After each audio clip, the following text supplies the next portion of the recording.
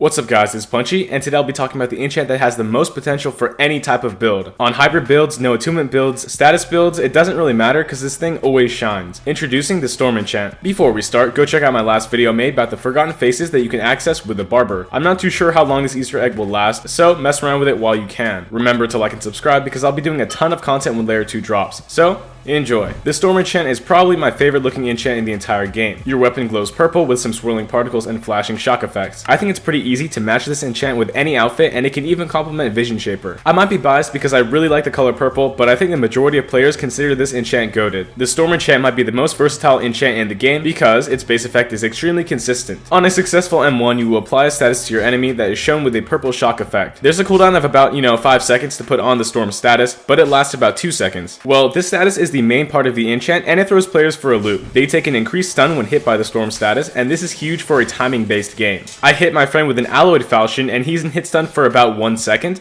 but with the Storm falchion he's stunned for 1.3 seconds. This change isn't too great, but it will mess up players that are used to the default hit stun. I see a ton of people use this on non-lightning builds, but this enchant also improves Thunder Call mantras. When you hit a Thunder mantra, you apply the electrified status from Resolve Crusher to activate all of your interrogation talents. Basically, with the electrified status, it slows them down further and you take less damage. But if you land a Thunder mantra with the Storm enchant, it applies both the Storm status and the electrified status. Also, if you end up using Nullifying Clarity on a build, you can consistently remove the Storm status effect to do 10% more damage on an M1. This is very good if you want to have more options. And now I'll talk about the secondary effect of the Storm enchant that boosted its viability from alright to fantastic. Storm gets this little bonus effect in raining environments that strikes down opponents periodically. Strangely, the lightning won't work in the water or the depths, it only happens when it rains. It's guaranteed to activate on a hit, and it happens quite frequently. Anyway, the damage of these lightning strikes is about 50% of the M1, and it should scale differently with the weapon that you're using. I genuinely think that this damage is crazy because you'll be doing the damage with your M1 and then adding on half of that damage with an undodgeable lightning strike. Keep in mind that the original Umbral Knight Curse would deal 2 times damage if the secondary clone hit. The Storm enchant does 1.5 times damage with the lightning strike, and it's unavoidable. So, let that sink in. The only weird thing about this enchant that I came across was its strange interaction with the Enforcer. The hit stun messes up his attack patterns, and it's very odd, but that might just be me. Anyway, this enchant is okay for PvE, but it's insanely good for PvP. I'll rate this enchant as a solid A to S tier enchant. It's simply viable on any type of build, and it excels with a Thunder Call user. I'm not sure what the best enchant in the game is, but it's considerably strong. That's my opinion on the Storm enchant. Let me know what you guys think about the enchant down below in the comment section. Thank you all for watching, and make sure to like and subscribe. We're almost at 30,000 subscribers, and I'm excited for that. Thanks again, and have a good one.